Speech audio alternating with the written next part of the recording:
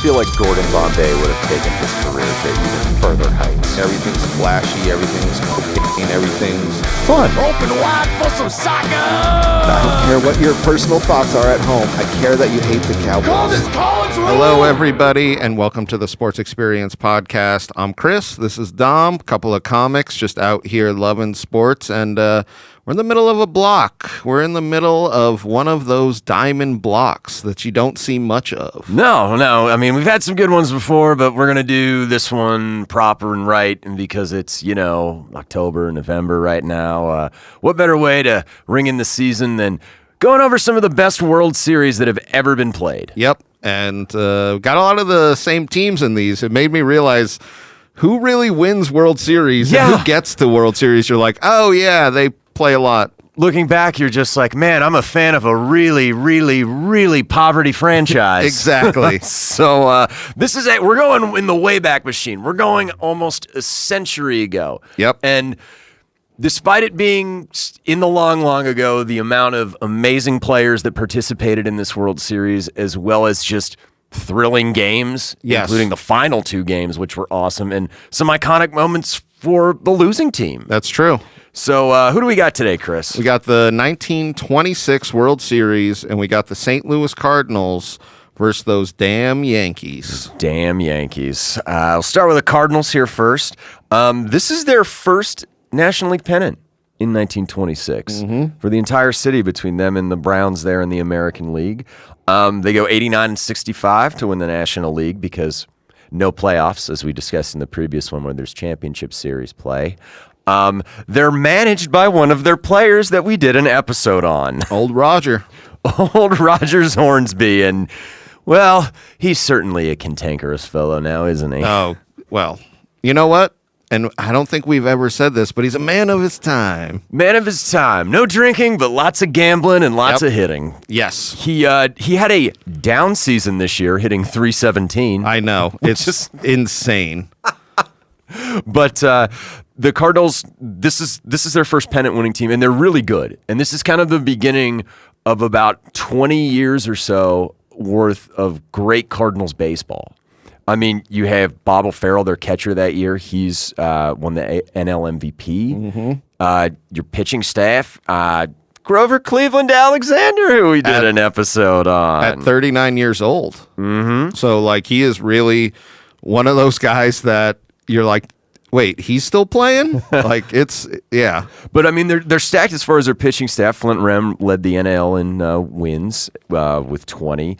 And then Bill Sherrill won 16 for him. So they're a deep squad. Yes. They're a deep squad with lots of good players. And you're thinking, hey, now they have a shot. But in 1926, they have to face those damn Yankees. Yes. And this is one of those Yankees teams. I think they said they were in the World Series the last 4 out of the last 6 years. So it was something crazy where these Yankees are the ones that everybody talks about with Ruth and Gehrig and all of those guys that become icons. Oh, for sure.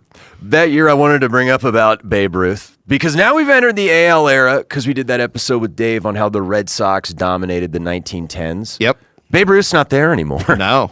And going to the Yankees with all this young talent, and now he's playing outfield full time, and people are afraid. Yeah, he's not pitching, but he's packing on those pounds. Not gambling like Shohei Ohtani. That's right, but he's allegedly. It's very true, but he's eating those hot dogs and he's hitting dingers. Hit .372, leading the MLB in runs, home runs, and RBIs as well as walks. Yep. They've got guys like Bob Musil in their lineup as well, who are also very good. And two youngsters by the name of Lou Gehrig and Tony Lazzeri. Yep. Poosh him up there, Tony Lazzeri. Pitching, Herb Pennock won 23 games. I love the name Urban Shocker. Oh, my God. Sounds like that time that Urban Meyer had that one chick on him, then he got fired from the Jaguars, his little finger blasting. That's what he was doing. He was giving him the Urban Shocker, all right? The Urban Shocker. And Wade Hoyt also won 16 for the Yankees that year. They went 91-63. It's always funny when I see the records of these teams. You're like, 90 wins you're playing 12 less games. Yep. So in the olden times, in the olden times, if you won your league, you were just in the World Series. Yes, and that was it. There was no wild cards. There was none of that. I don't even know if there were 20 teams in Major League Baseball. I'd have to check again. Yeah. But, like, honestly, I bet there was like 16 or something. I think that the league ended west at St. Louis. Yeah. That was it. Yeah, it's crazy. Which is amazing to think, but it's an interesting matchup because the Yankees manager, Miller Huggins, used to play for the Cardinals. Yep. And he managed the Cardinals.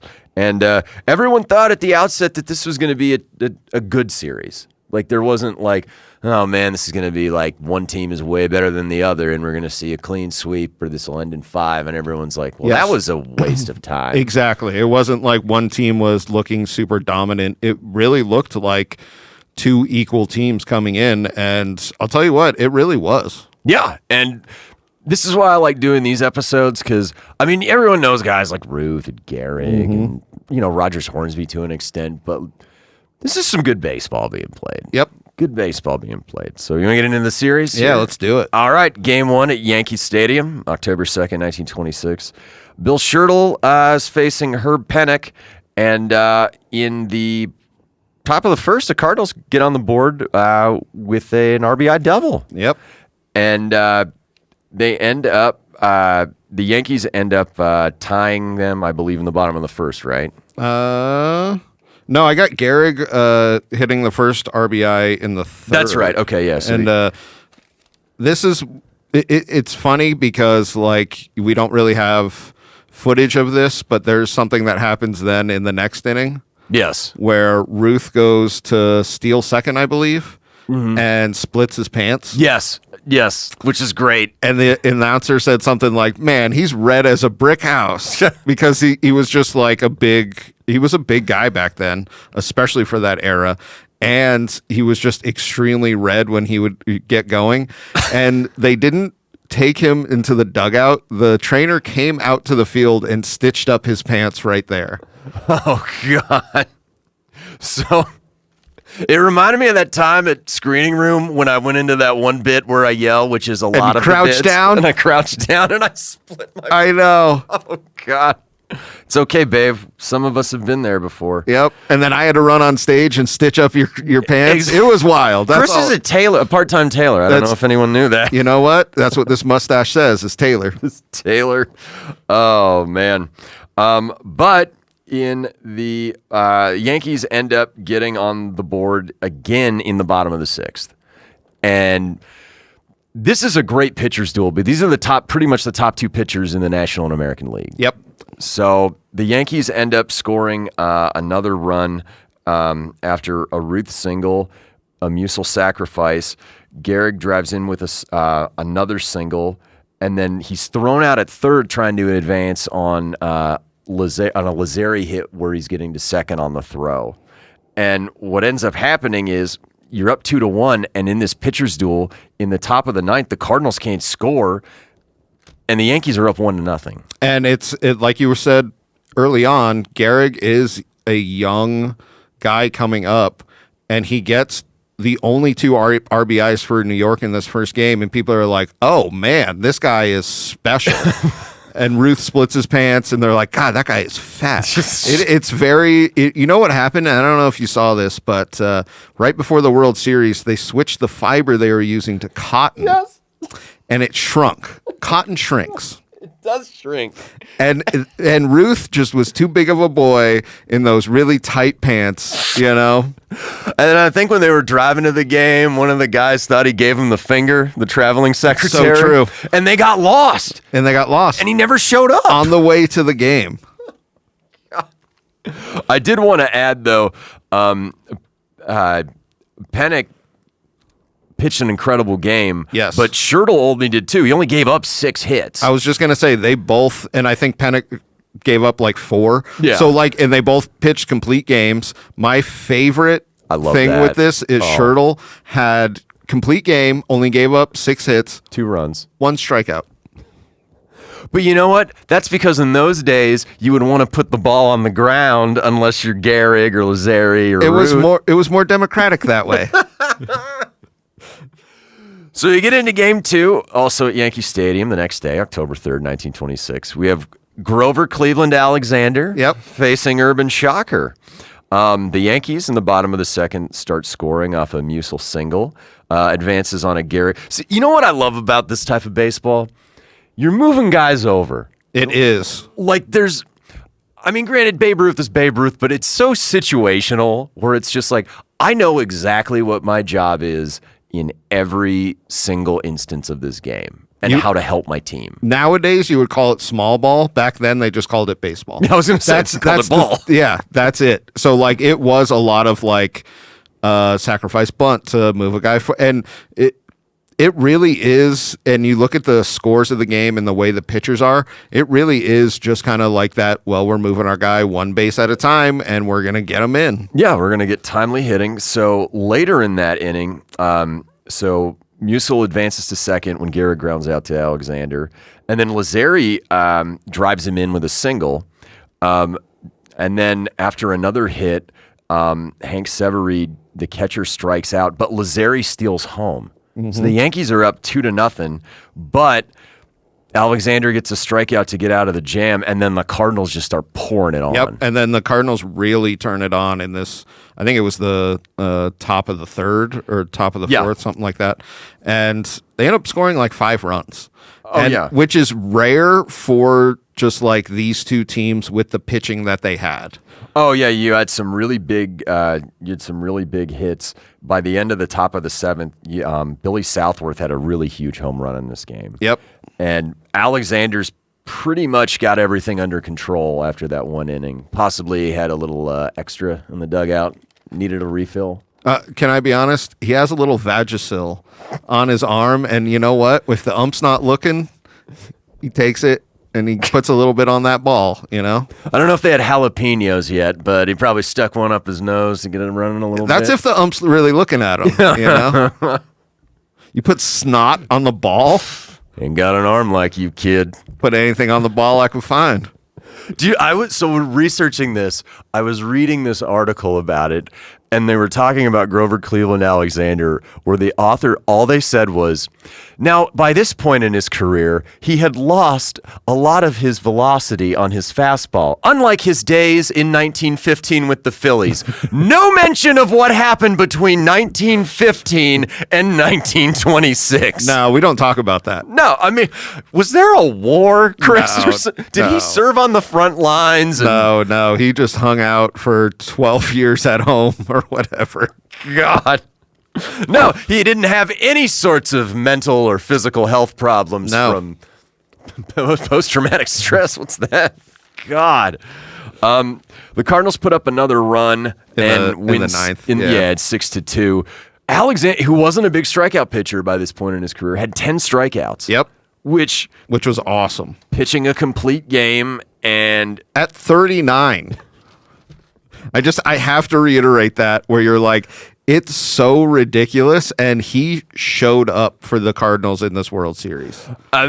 He needed this. I know we talked about it in the episode we did on him, but he needed this. Yep.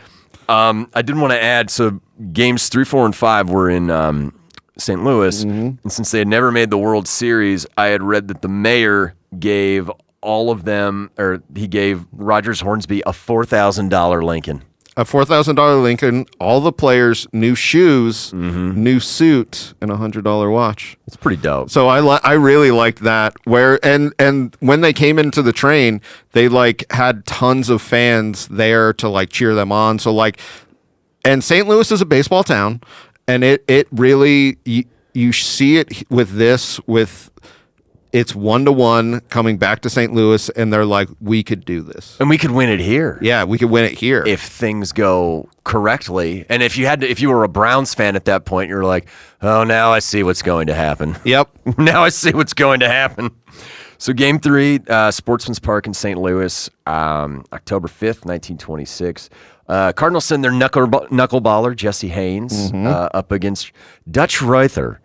Which sounds also, the Yankees just have a staff full of sex moves that we don't know about. Well, we know how to do the Urban Shocker, but we choose not to. Dutch rudder, just like the Dutch rudder. It's so good. So what you do, you grab the arm, right? Yeah. take it back the way the arm shouldn't go. Oh, man. It's scoreless for the first 3 innings. There's also a 30-minute rain delay. Yep. And then right after the rain delay, Cardinals kind of step in. So Les Bell singles in the bottom of the 4th. Chick Hafey has a bunt and tries to throw out the lead runner, and it's not in time. So you got first and second. The bases are loaded after a Bob O'Farrell walk, and then Tommy Thibodeau, the shortstop, grounds out at second, going for the double play. But what ends up happening is it's not completed and the run scores. Yes. So they're up 1-0. Haynes goes up and he hits a home run. That's so awesome. Yep. Like, I know we talked about it in the last episode, but this is great. Like, and not like two-way player, but just like a pitcher who hits about 150 in the regular season. And I was going to say, it's not like an Ohtani where you're like, oh, Jesus. It's more of like, did you just throw that pitcher a fastball? Yeah. You know you're not supposed to throw pitchers fastballs. And I can only imagine the reaction from like the Cardinals fans and players. Oh, they probably lost their shit, Oh my dude. God. And that's when, and you see this with this game, that's when I bet on defense, you're like, all right, we have to lock in here because our pitcher just hit a 2-run shot. Was it a 2-run or a 3-run? Yeah, it was a 2-run shot. It was a 2-run shot. It was 3-0. Yep. But what ends up happening is he coasts the rest of the way. Yes. He pitches an incredible game, and it's a complete game shutout, and they're up 2-1. So, and Cardinals go on to win 4-0. I think they score again in the 5th. Yeah, But Southwark beat a tag on a Jim Bottomley hit. So could you even imagine being a pitcher for the Cardinals, first time in the World Series, you pitch a complete game and you hit a 2-run shot? That guy, I can't even imagine what the fans for the next couple of decades, like, they were like, oh, you're not paying for anything. the man. amount of flapper girl blowjobs Oh, my he received, God. and I'm pretty sure he had the keys if he wanted to the Budweiser factory. That's right. In the brewery. So we get into Game 4, Sportsman's Park, October 6, 1926, and this is what I like to call the Babe Ruth game. Yes. I'm sorry, the Paul O'Neill game. Oh, I love that. So, a lot of people, they'd already won a World Series in 1923, Ruth, but he hadn't had a particularly awesome series to this point. And people were starting to get on him in the media. And there's a story, a famous baseball story, where he visits a child named, Johnny Sylvester in the hospital, who's there's debate medically what was wrong with him, but he was taking a turn for the worse. Yes. It's so funny because there literally is like 3 or 4 different versions of this story. Yeah. One of them was like he got hit by a car. Another one was he had some sort of illness. One of them was that Babe Ruth went to the hospital. Another one was that they just had like a phone conversation. That, like, you just couldn't get facts back then. No. But one thing was for sure, Babe Ruth said that he was going to knock one out of the park for him. And he wanted to catch a ball in his hat. Yeah, exactly. So, in this game, it's Flint Rame facing Wade Hoyt. And in the bottom of the first, or in the top of the first with 2 outs, Ruth goes yard. Yep. He already got his work done. There's 8 more innings to go of Babe Ruth. And I'm sure if you're Flint Rame, you're just like, God damn it. It's going to be one of those days. It's going to be one of those days where he's locked in. Oh, man. Cardinals end up tying it. Yep. Ryan Duthit and Billy Southworth both single, and then Hornsby singles him in to get it. Has an RBI single. And then in the top of the third, with 2 outs, Babe Ruth hits another solo home run. Because that's what he does. Yep. That's just what the man does. But then the Cardinals take the lead. Right? Yeah. So they end up taking the lead off a do-hit double to make it 4-3 later in. It was like the 5th, I think. Yeah. Yeah. 5th or the 4th, whatever. Yeah. But the top of the 5th, the Yankees end up tying it on an RBI double. And Gehrig has a bases loaded walk to make it 5-4. Yep. High Bell comes in to replace Ram because it's just like, you can't do anything. And then they just shell him. They just shell the shit out of him. I don't even think he lasted an inning. No, because Lazeri has a sac fly, and then Dugan walks, and then there's another sacrifice ground out to make it 7-4. Bell balks, so Garrett goes to third base, and it's just an absolute shit show of an inning. You went from being up 4-3 to now down 7-4. Yep. And it doesn't get any better for St. Louis. In the top of the sixth, they have an infield single allowed, and then Ruth comes up, and what the fuck does he do? He hits, and for the era, he hits a straight up bomb. They said they tried to measure it, and it was around 430. And that, for just that, like the men of their time. Oh yes, the men of their time. Over 400-foot home run is just crazy. It has to be so intimidating because most of these lineups are still featuring guys who are like, yeah, I'm just going to hit the ball around the park. Yes. Not just it's over. No, yeah, you're right. It's guys like Rogers Hornsby who was just like, no, you put the ball on the ground and you leg it out. I'm going to hit 400. Yes, exactly. I mean, granted, he had some really high home run seasons. I mean, he was the NL leader, but to watch that, 2/3 of Ruth's total. When the Babe goes 3 home runs in one game, I bet they were all just like, we got to figure something out with that. Yeah, so the Cardinals end up...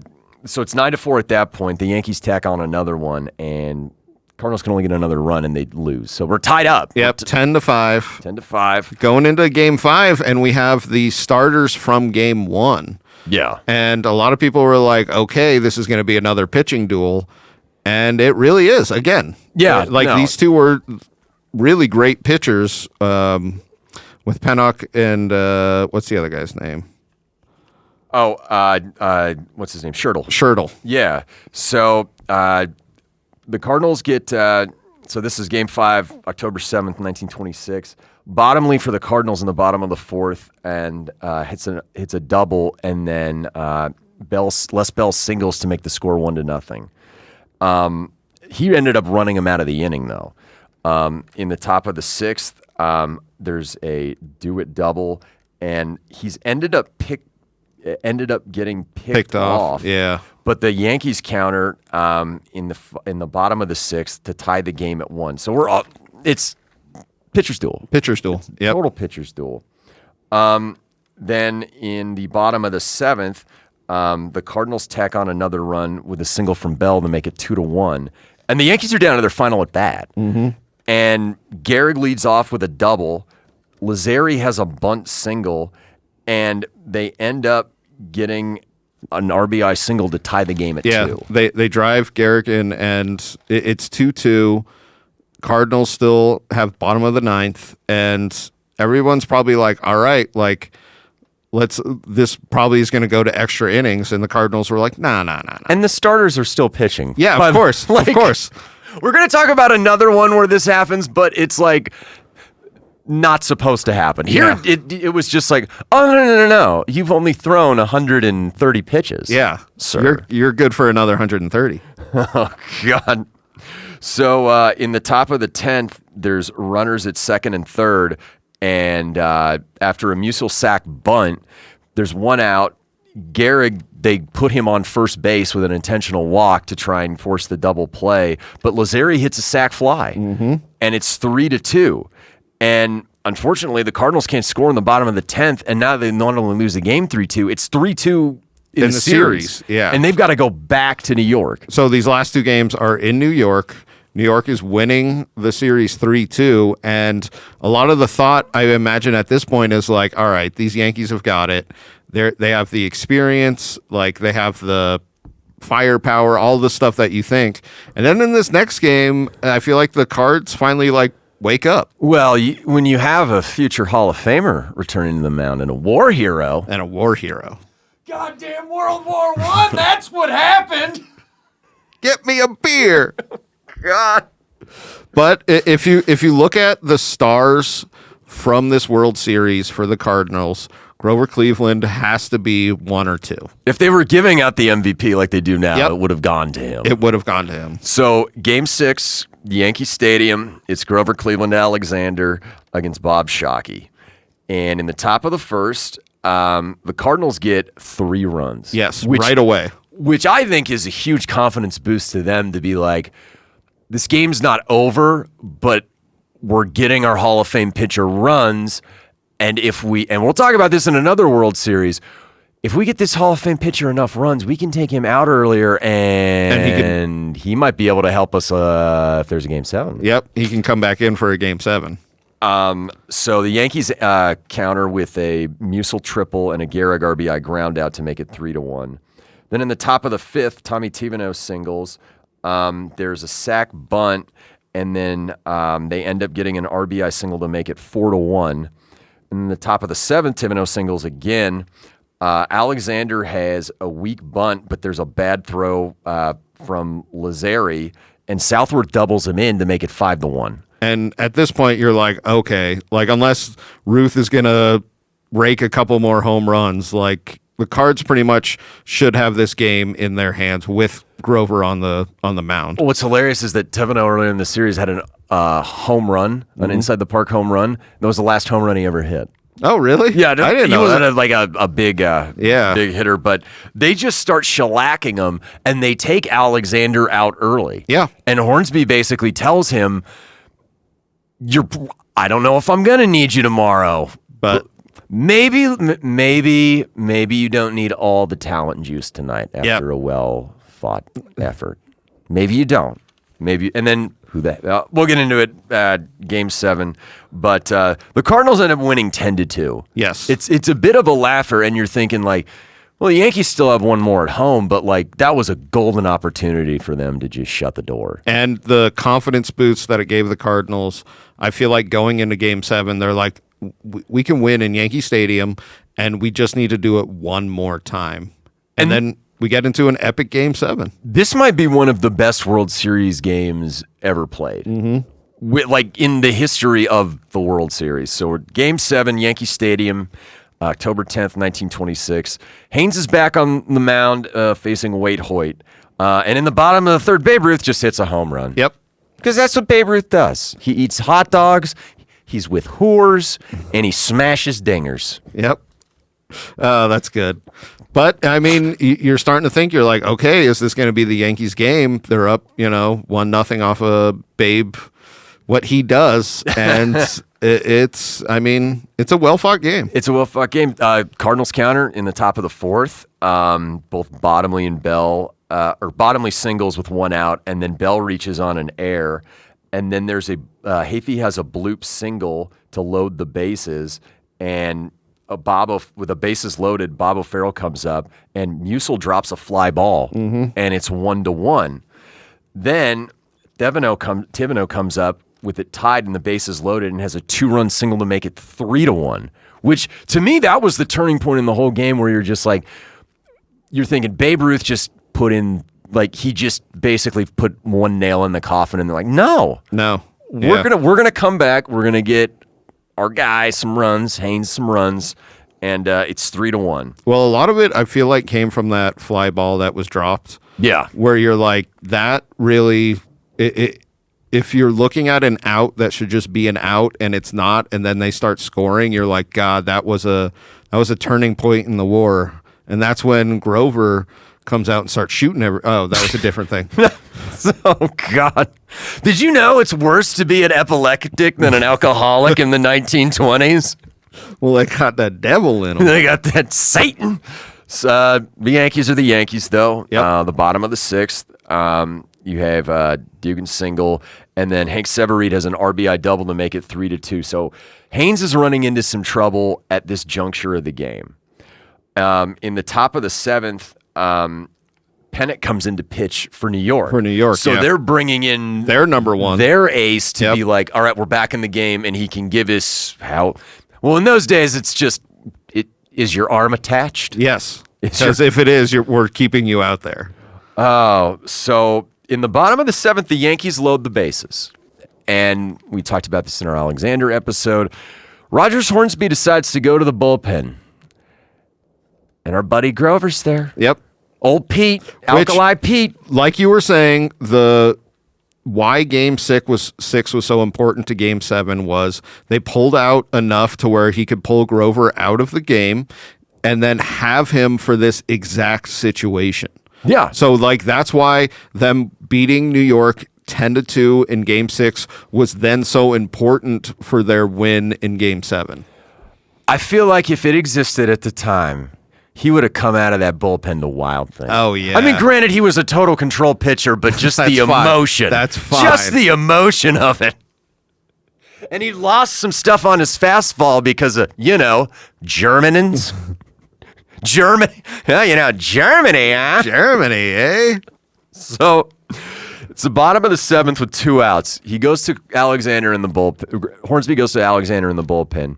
And there's speculation that he may or may not have been either drunk or hungover. I'm gonna go with hungover. Well, and I know you know this as I do. Yes. Is that when you're super hungover, the best hangover remedy is to hop back on that train. It's called a hair of the dog for a reason, right? Dude, scale of the dragon, dude. You gotta hop back on. So I feel like at this point he's maybe 60% hungover, 40% drunk. Something in the middle there. It's a perfect mixture, and they bring Grover on and wins this World Series. So Tony Lazzeri comes up, who's a Hall of Fame player, Hall of Fame infielder. And it was funny because when Alexander came up to the mound, Hornsby's there, and they're talking strategy. And Alexander's like, this is how I'm going to pitch him. I'm going to throw him a ball, and then I'm going to throw him a high inside fastball, which is in Lazzeri's I will destroy you zone. Yes. He's thinking he can fool him, and Hornsby's kind of thinking, well, I don't agree with that. And he's like, who the hell am I to tell you how to pitch? Yes. Seriously, though, because he's like, you have this. You understand what pitches will get through. So during the at-bat, he throws him 2 pitches in. It's 1-1. He throws him the inside fastball, and Lazzeri sends one down the line looking like game series fucking over. But it's just a long strike, Chris, because it goes foul. Yep, it just barely goes foul and ends up striking him out. Oh, man. I hope he went Kenny Powers. Like, you're fucking out. Yep. But rarely, it is a very lucky situation where that could have been 4 runs on the board, and it turns out to be a strikeout. You know what I mean? Where it's Grover was lucky throwing that pitch. Oh, for sure. We had talked about that with the Red Sox in the Reds, where it's like, we're going in the bullpen, but we're up 6-3. Just don't give up a home. You can't give up a hit in this situation. Yes. Like, if he hits a double, that's 3 runs scoring because they're all going with 2 outs. Yes. So in the top of the 8th, he breezes through the inning, like 1-2-3 against the Yankees. By this point, the Cardinals' offense is kind of stalled because Panic's in and they're putting guys. I think he ended up finishing the game, but we get to the top of the 9th. First 2 batters, Combs and Dugan. And Grover's still in. This is a fucking 7-out save. Yes. Exactly. Like, or no, I think he might have been. No, he would have been the winning pitcher. Yeah. But he gets the first 2 outs easy, and who's coming out but Babe Ruth? Yep. For the last out. These are 2 guys in the first class of baseball Hall of Famers facing each other. If this isn't what you want in a World Series, I don't know what the hell is. He battles with the Babe, and I did not see the at-bat, but there are numerous accounts saying Ruth walked because of a bad call by the home plate umpire. Yes, I saw that. Yeah. Where a lot of like the sentiment of it was like that was a strike. Babe might have gotten a call. The Yankees might have gotten a call at home.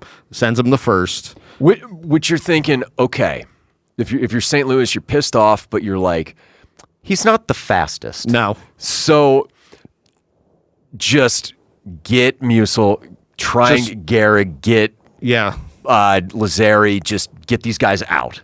Just he's not unless you hit one into the gap so far and misplayed, you're going to be okay. Yep. But when Bob Musil comes to bat, on the first pitch, what happens? The weirdest way to end a World Series.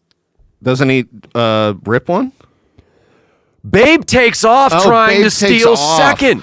That's what. So- oh my God, I forgot about that. Ruth tries to cross up St. Louis, and in his defense, I don't think anyone knew he was going to run. Nobody saw it coming. And But he's so slow, it didn't matter. But if you're the Yankees, I don't agree with what he did, but the thought process, I can't get mad at him because you need to get in scoring position. This isn't a tie game. no, he needs, yes. And because if you're going to score on a single, you better be at least second base. Yep. Takes off, and O'Farrell throws it to Hornsby, and he's gunned down for the last out of it. It's the only World Series in the history that's ended like this. I mean, it's pretty epic.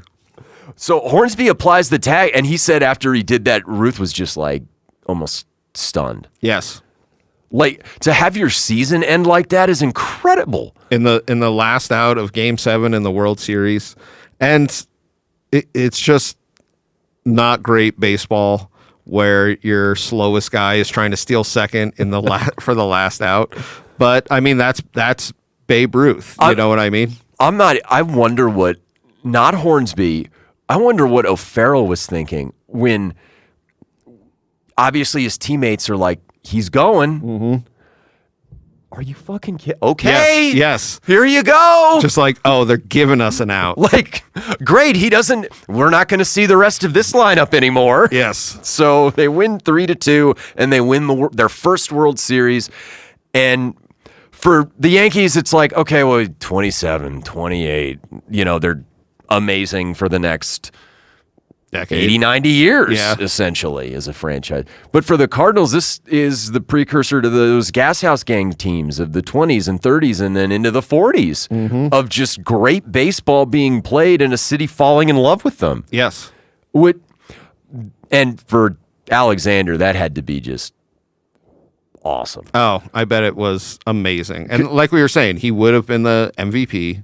Yeah. And just to have that after a blown call, which technically we don't know, but what everybody's saying was it was a strike. He should have just struck him out.